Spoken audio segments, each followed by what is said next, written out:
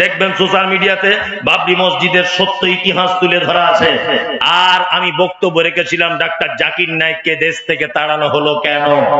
প্রথম ভেবেছিলাম যে ডাক্তার জাকির নায়েককে দেশ থেকে তাড়ানো হয়েছিল মনে হয় সরকারি কোনো চক্রান্তের কারণে, কিন্তু এখন আমি সমস্ত কিছু চিন্তা ভাবনা করে সমস্ত কিছু গবেষণা করে সোশ্যাল মিডিয়া বিভিন্ন জায়গা থেকে সঠিক সূত্রে জেনে আমি বুঝতে পেরেছি ডাক্তার জাকির নায়েককে এই দেশ থেকে তাড়াবার জন্য অমিত শাহর যে অবদান নেই, নরেন্দ্র মোদীর যে অবদান নেই, দিলীপ ঘোষের যে অবদান নেই, সেই অবদান রয়েছে পাঞ্জাবিওয়ালা, টুপিওয়ালা, দাড়িওয়ালা, বড় পাগড়িওয়ালা কিছু নামধারী মুসলমানের, যারা বেদাত মাজারের সঙ্গে যুক্ত, তাবিজ কবজের সঙ্গে যুক্ত। এই সমস্ত নামধারী মুসলিমরা ডাক্তার জাকির নায়েককে এই দেশ থেকে তাড়াবার সব থেকে বড় চক্রান্ত করেছিল। কি বললাম বুঝলেন? সর্বপ্রথম পশ্চিম বাংলার মাটিতে ডাক্তার জাকির নায়েক কাফের এই ফতোয়া দিয়েছিলেন দেওবন্দি একজন আলেম, আমি তার নাম বলবো না, তিনি একজন আলেম, বই পর্যন্ত লিখেছিলেন ডাক্তার জাকির নায়েক কাফের। কি বললাম বুঝলেন? ইস ঘর মে আগ লাগি হ্যায় ঘর হি কি চিরাগ সে, এই বাড়িতে আগুন লেগেছে, অন্য কেউ লাগাতে আসেনি, শ্যাম রাম চ্যাটার্জি, ব্যানার্জি, মুখোপাধ্যায়, চট্টোপাধ্যায় এরা লাগাতে আসেনি, লেগেছে কিছু নামধারী এই মুনাফিক মুসলমানদের কারণে। যত জায়গাতে ক্ষতি হয়েছে। কি বললাম বুঝলেন? লোকমান হাকিম, যে কথা বলতে বলতে আপনাদের এখানে এসেছি, এত দূর পর্যন্ত পৌঁছে গেলাম। আমি সেই লোকমান হাকিম তার বেটাকে কয়েকটা শিক্ষা দিচ্ছে। একটু পানি আছে কি? গরম লাগবে না, ঠান্ডা দেন, গরম পানি খেলে তৃপ্তি হয় না, তাই না? বিসমিল্লাহ।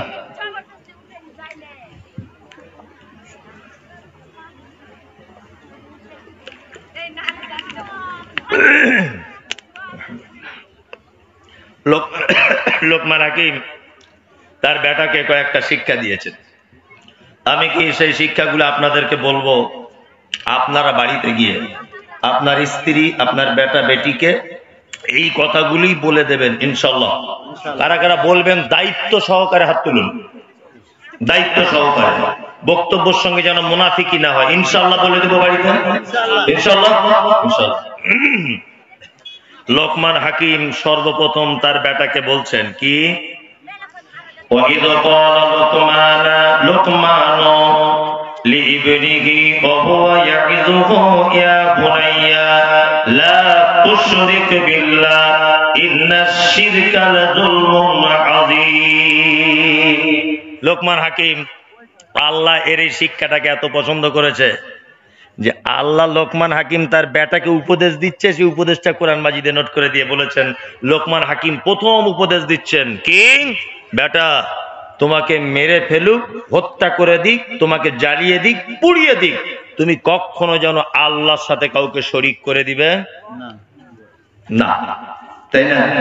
আচ্ছা, এইখানে একটা কথা আমি বলবো, আর একটা ভিন্ন কথা। এই কথাতে আপনাদের সঙ্গে আমার একমত নাও হতে পারে, অনেক আলেমদের সঙ্গে নাও হতে পারে।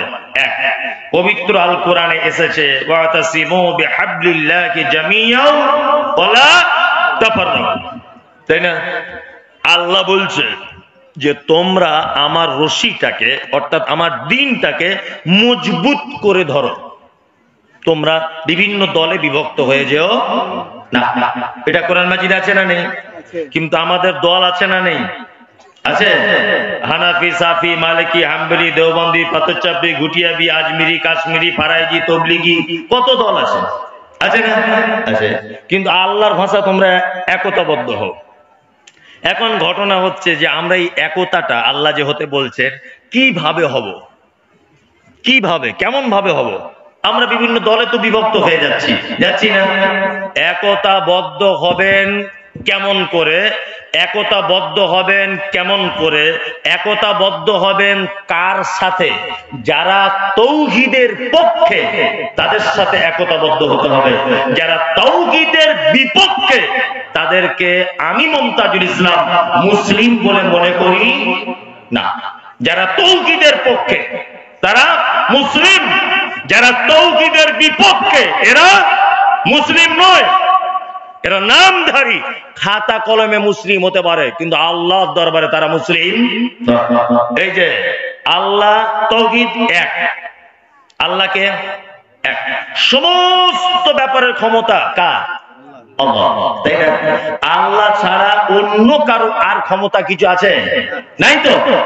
পৃথিবীর কিছু মানুষ আছে না যারা আল্লাহকে বাদ দিয়ে অন্য জনারও ক্ষমতা আছে বলে মনে করে, তাই না?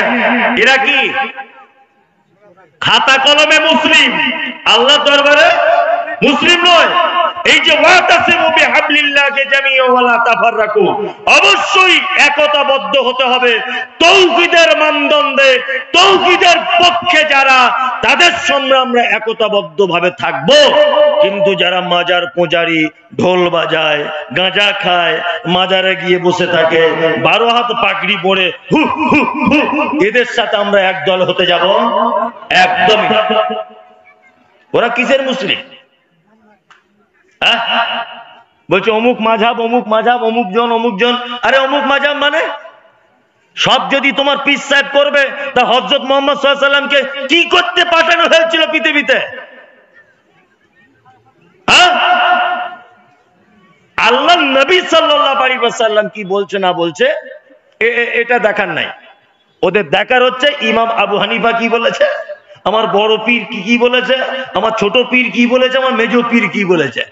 তোমার পীরের চামড়া তুলে দিব, পাছার চামড়া। বিয়াদব কোথাকারে।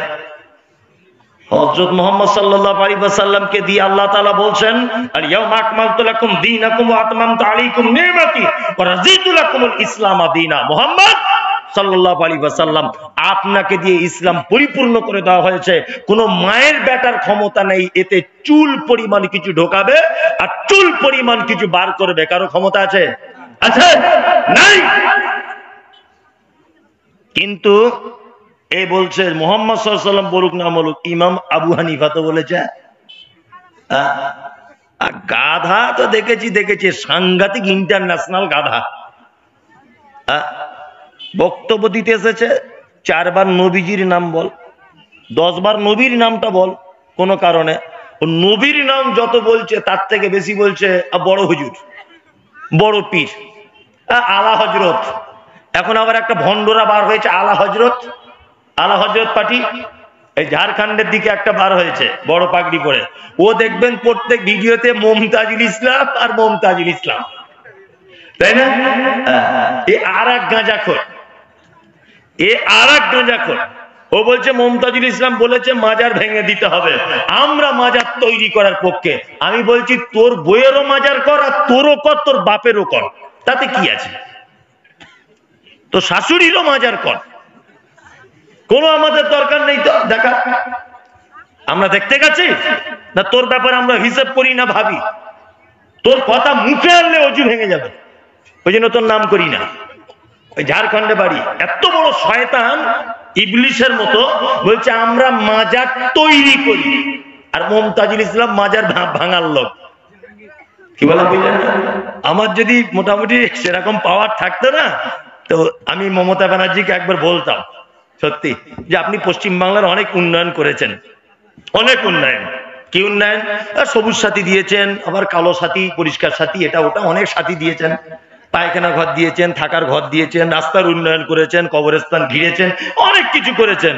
সত্যি রায়গঞ্জ এলাকাতে, আর নাই মালদাতে, আর নাই বহরমপুরে, এই 3টে জায়গাতে একটা বড় পাগলা গারদখানা খুলুন।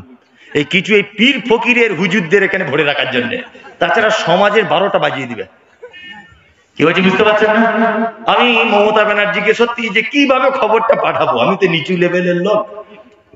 তাছাড়া বলতাম একটা বড় এরিয়া জায়গা ফাঁকা মাঠ দেখে একটা পাগলা গারদ করুন, আর এই আলা হজরত, এই পীর ফকির, এই বড় টুপি, এদেরকে ওই পাগলা গারদ একটু ভরে রাখুন। মনে মনে আর কি ভাবি, আল্লাহ। আমি কোন একটা জলসায় বলেছি যে মুসলমানের খানা করা হারাম, চলবে না, ইসলামে সমর্থন এর করে না। ও বিয়াদব দেখছি কালকে ভিডিও করছে যে মুসলমানের খানা খাওয়া জায়েজ, সুন্নাত। মনে মনে বলছি ওরে একটা বাচ্চা ছেলে চামড়া কাটা তারও সুন্নত খানা করা। তা যাই হোক, কেউ দাওয়াত খাক না খাক, তুই আর তোর বউ যাবি, আর কি বলবো। 22 হাত পাগড়ি পরে এই যদি বক্তা হয়, আল্লাহ তুমি জাতিকে হেফাজত করো, আমিন। শিরক পৃথিবীর সব থেকে বড় পাপ। কি পাপ? সব থেকে বড় পাপ। এই দেখুন একটা কথা আপনাকে বলছি, এই এদিকে ফিরুন, আমার দিকে ফিরুন। 10 জন লোক আল্লাহ নবী সাল্লাল্লাহু আলাইহি ওয়াসাল্লামের সাথে দেখা করতে এসেছেন, বায়াত হতে এসেছেন। এইদিকে আমার দিকে ফিরুন একটু। এই দেখুন, আপনি হাতটা বাড়ান, এই যে আসসালামু আলাইকুম, ওয়ালাইকুম আসসালাম, আসসালামু আলাইকুম, ওয়ালাইকুম আসসালাম, আসসালামু আলাইকুম, ওয়ালাইকুম আসসালাম। 9 জন লোকের সঙ্গে আল্লাহ নবী সালাম করলেন। আর একটা লোক, শেষ লোকটা, আসসালামু আলাইকুম, আল্লাহ রাসূল হাত বাড়ালেন না, হাত রুখে দিলেন। তখন সাহাবীরা বলছেন, আল্লাহ রাসূল এ কেমন? আপনি আমাদের 9 জনের সঙ্গে সালাম করলেন আর একজনের সঙ্গে করলেন না। তখন আল্লাহ রাসূল সাল্লাল্লাহু আলাইহি ওয়াসাল্লাম বলছেন, ওই দেখ ওর হাতে তাবিজ বাঁধা আছে, ওর হাতে তাবিজ বাঁধা। তার মানে বোঝা যাচ্ছে যে লোকটার হাতে তাবিজ বাঁধা থাকে, এই লোকটার সঙ্গে আল্লাহর নবী সাল্লাল্লাহু আলাইহি ওয়াসাল্লাম বাইআত গ্রহণ করলেন না এবং সালামটুকু পর্যন্ত করলেন না। কি বলছি বুঝতে পারছেন না? আপনাদের এখানে আছে নাকি এসব পার্টি? আচ্ছা আচ্ছা, আশেপাশে নয়। আপনারা ভাবছেন কি যে আহলে হাদিস নাম দিয়েছি বলে সব শেষ? আপনি আপনার বাড়ির বাচ্চাগুলোকে চেক করে দেখবো, 60% বাচ্চার কোমরে মাদুলি ঝুলছে। কি বলছি বুঝতে পারছেন না? এটা কি শিরক, হারাম। এইখানে যারা বসে আছেন, এখনই যারা আমি স্টেজ থেকে নেমে চেক করি, তা কত জুনার আছে না? এখনই খুলে পায়ের তলায় দিয়ে ধুলো চাপা দিয়ে দেন। কি বলছি বুঝতে পারছেন? এটা শিরক, পৃথিবীর সব থেকে বড় পাপ। এর গোনা মাপ নেই। কিছু ছেলে আবার আছে, এই যে বলছে 4টে আংটি পরে আছে 4 রকম পাথর দিয়ে, বলছে এইটা দেখি, এইটা আমার সেই ভালোবাসার মানুষ, যাতে ভুলে না যায়, এটা ঘন ঘন পেচ্ছাপ হয়, তাই রাতে চমকে উঠি এই পাথরটা, আর এইটা বইয়ের সঙ্গে অশান্তি, তাই 4টে-5টা পাথর আংটি পরে বসে আছে না? হযরত ওমরের নাম শুনেছেন? হযরত ওমর দামি লোক ছিলেন না? খুব দামি তো। পৃথিবীতে কয়েকটা জিনিস ডাইরেক্ট জান্নাত থেকে এসেছে, নাম জানেন? 1, হাজির আসওয়াদ। হাজি সাহেব কেউ আছেন? কে হাজি? আপনি? মাশাআল্লাহ, উনি হাজি সাহেব। হাজির আসওয়াদ, রুকনি ইয়ামানি। মক্কা যে কাবাটা, হাজি সাহেব আমার দিকে ভালো করে লক্ষ্য করুন, আপনি ভালো জানেন, সার্টিফিকেট দেবেন যে হ্যাঁ সত্যি বলছেন। কাবার এক কোণটা একটুখানি গোল করে চাদর খোলা আছে, ওই কোণাটার নাম হচ্ছে রুকনি ইয়ামানি। কি বললাম বুঝলেন? ওই কোণাটার পরেই সিগন্যাল আছে গ্রিন, ওইখান থেকে তওয়াফ শুরু হয়। তওয়াফ শুরুর 10 পা হেঁটে গেলেই যে কোণাটা পড়বে, ওই কোণাতে হাঁড়ির মুখের মতো এরকম করে বাঁধানো আছে, তার নাম হাজরে আসওয়াদ। মুহাম্মদ সাল্লাল্লাহু আলাইহি ওয়াসাল্লাম তিনি বলেছেন যে পৃথিবীতে যখন হাজরে আসওয়াদ পাথরটা জান্নাত থেকে এসেছে, জান্নাত থেকে যখন প্রথমে পাঠানো হয় তখন দুধের থেকেও সাদা ছিল, কিন্তু আদম সন্তান পাপের বোঝা নিয়ে চুমু খেতে খেতে তাকে কালো কয়লার মতো করে দিয়েছে। একটা কথা বলে রাখছি, বুড়ো বয়সে হজে যাবেন না। কি বললাম বুঝলেন? আমরা ইন্ডিয়ার মানুষ ভাবি যে হজ ফরজ হওয়ার একটা শর্ত মানে বুড়ো হওয়া, একদম না। বুড়ো বয়সে হজে গেলে কোনো তৃপ্তি আপনি পাবেন না। মোটামুটি হজে যেতে পারবেন যেন 2-4 জন লড়াই করলে আপনি একাই যেন সামাল দিতে পারেন, তাহলে যাবেন হজে, মানে তাই না? হজরে আসওয়াদে যখন চুমু খেতে, এই দিনাজপুরে আপনাদের পাশের এখানকারই 2-3 জন লোক, 2-3 জন লোক আমার সঙ্গে গিয়েছিল। আমি তো প্রায় 2-4 মাস পর পরে ওমরা হজের লোক নিয়ে যাই, তা 40 জন নিয়ে গেছিলাম। আপনার দিনাজপুরে অনেকজন ছিল। এই কালকে 3 জন পাসপোর্ট জমা দিল কিষানগঞ্জের এখানে, যাই হোক, তা যখনই যাই নিয়ে যাই। তা হাজরে আসওয়াদে চুমু খেতে আপনি যাবেন? হ্যাঁ, দক্ষিণ আফ্রিকা, ওই আপনার নাইজেরিয়ানের পুরুষ মানুষের কথা বাদ দেন, ওরা মেয়ে ছেলেরা যে আপনাকে ঠেলা মারবে, আপনাকে 30 ফুট দূরে সরিয়ে দিবে। ওদের মেয়ে ছেলেদের গায়ে যা ক্ষমতা, ঠিক বলছি না? হ্যাঁ, আপনার কি বলবো, একটা একটা লোক আমার এই জায়গাটা যতটা, একটা লোকের এই জায়গাটা তার থেকে বেশি, আর সেই লম্বা, মানে এইরকম যেমন গুঁতা মারছে না, তা আমার মতো মমতাজুল, আল্লাহু আকবার, মিনিমাম কতবার যে চান্স লাগিয়েছি, মানে এক বিদ্যার কারণে আর হলো না, ফেলে ফেলে দিল। মানে আপনি যে চুমু খাবেন, পিছনে এরকম 600 জন চাপ মারছে, এইসব ঠিক বলছি না? আলহামদুলিল্লাহ আমি দুবার এবারে গিয়ে চান্স পেয়েছি, দুবার চুমু খেয়ে এসেছি একই দিনে। আমিও দুবার একই দিনে দুবার, মানে মরণপূর্ণ অবস্থা। যাই হোক, এই পাথরটা জান্নাতের পাথর।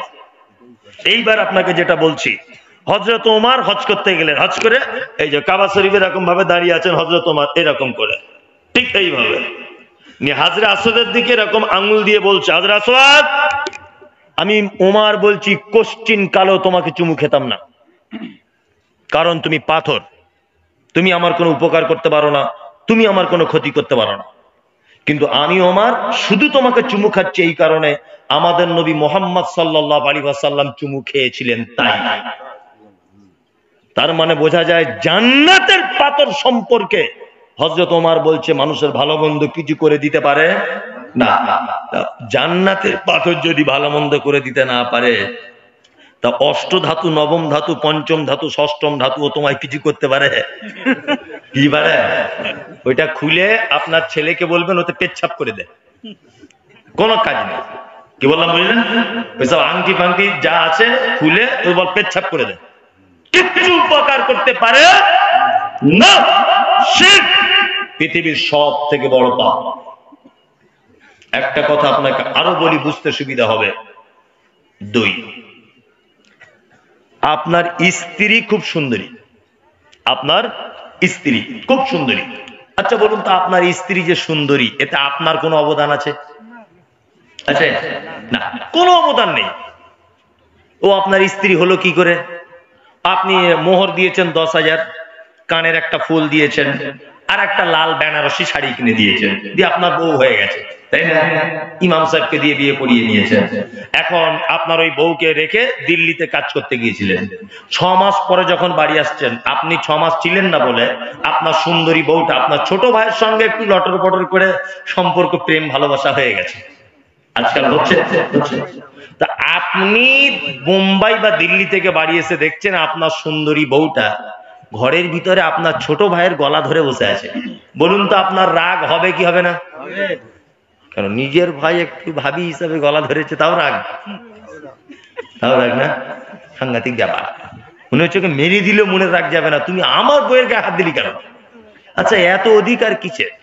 কি দিয়েছেন ওকে? 10,000 মোহর দিয়েছেন, একটা নাকের ফুল দিয়েছেন, আর কি দিয়েছেন? কিসের এত অধিকার যে আপনার একদম দিব্যা ভারতীর মতো সুন্দরী বউ, এই বউটা যদি অন্য কারোর দিকে একটু মিষ্টি করে তাকায়, আপনার খুব রাগ হয়? রাগ হয় না? রাগ হয়। সামান্য নাকের ফুল আর লাল শাড়ি দিয়ে এত যদি অধিকার ফলাও যে ও কারোর দিকে প্রেমের দৃষ্টিতে নয়, সাধারণ দৃষ্টিতে যদি তাকিয়ে মুচকে হাসে তোমার রাগ হয়, এবার আপনি বলুন, এই যে আমার দিকে দেখুন, হাত, এই ফোল্ডিং সিস্টেম না?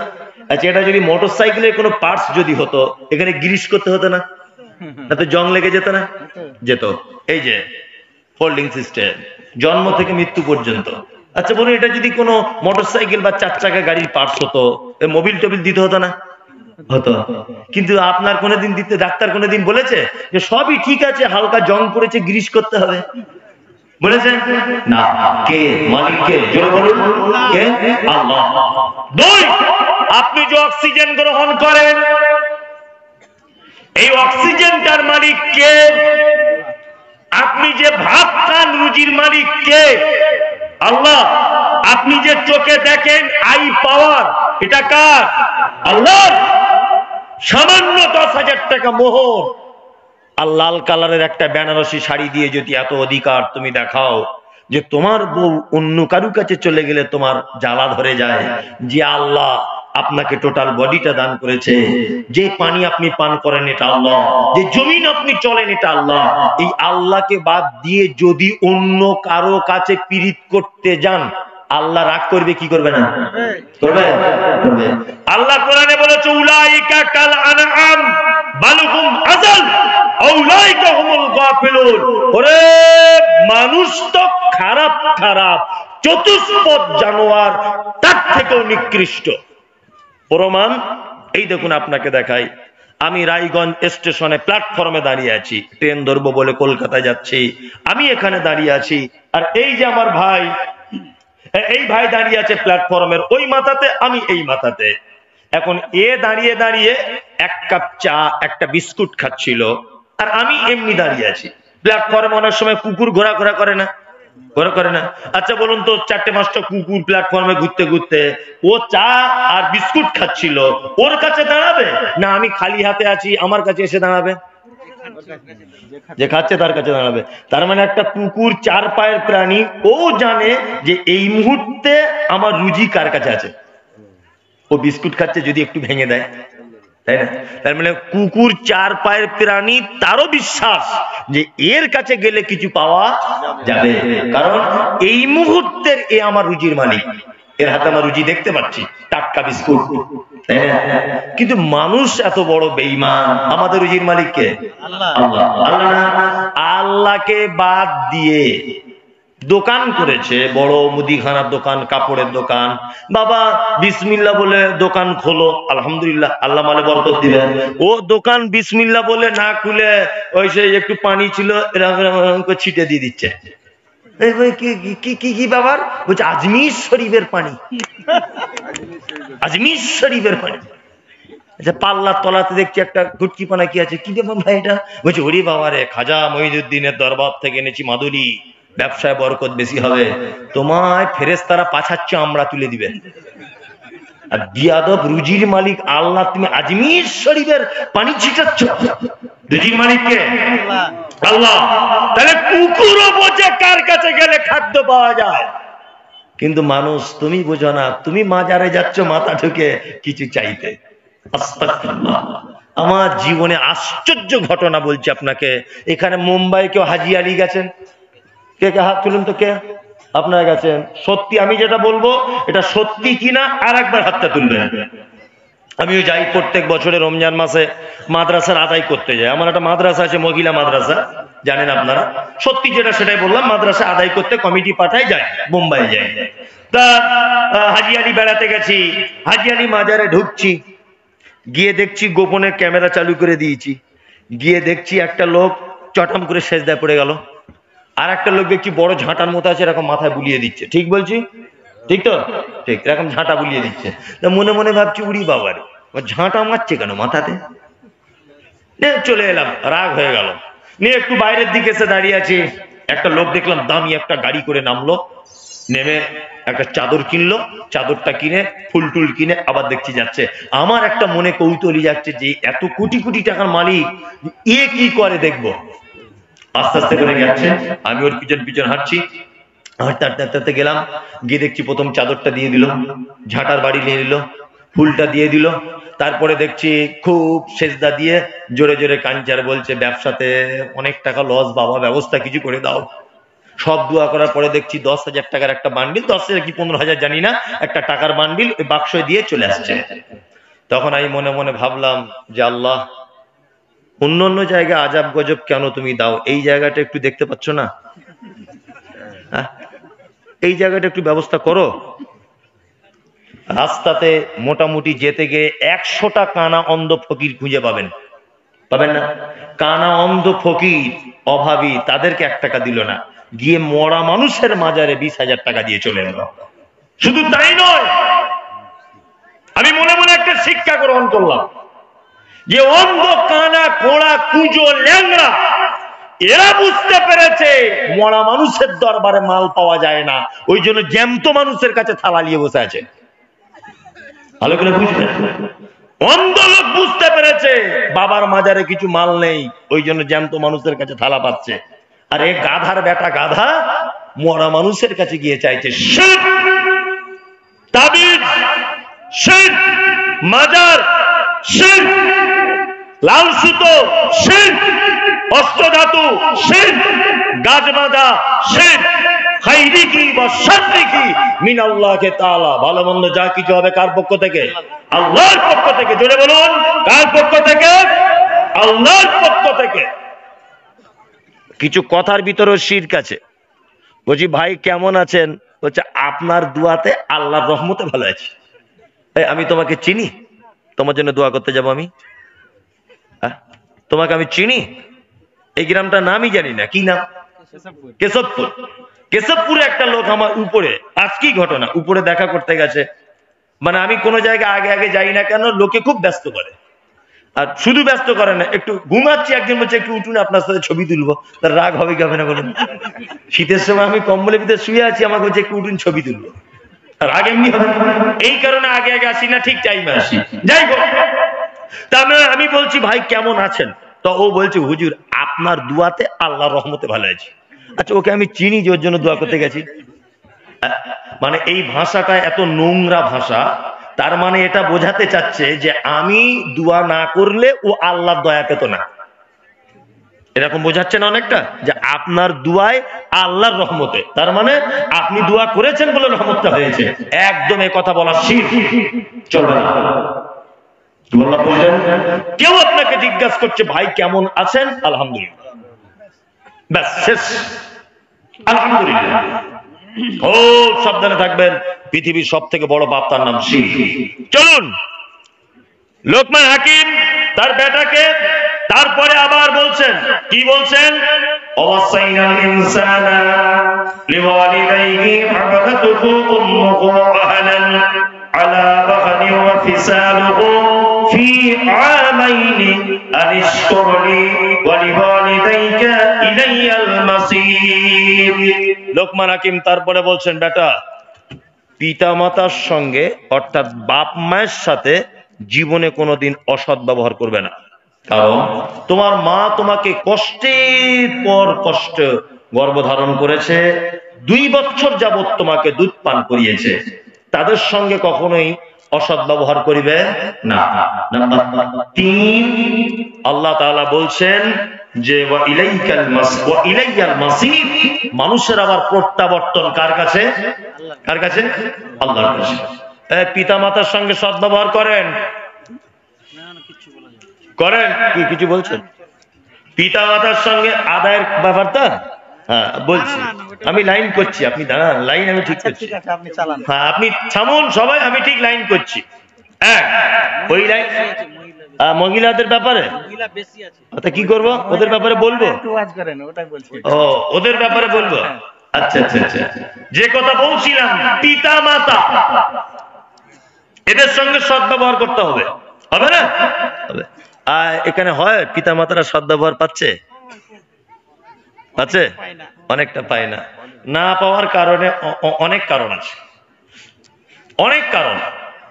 তার মধ্যে দুটো একটা কারণ আমার চোখে যেটা ধরা পড়ে, যে আমরা প্রত্যেক গার্জেন বাড়িতে একটা আল্লাহওয়ালি বউ মানতে পারিনি। তাই মুহাম্মদ সাল্লাল্লাহু আলাইহি ওয়াসাল্লাম বলেছেন, একটা নারীকে 4টে গুণ দেখে বিয়ে করো। কটা?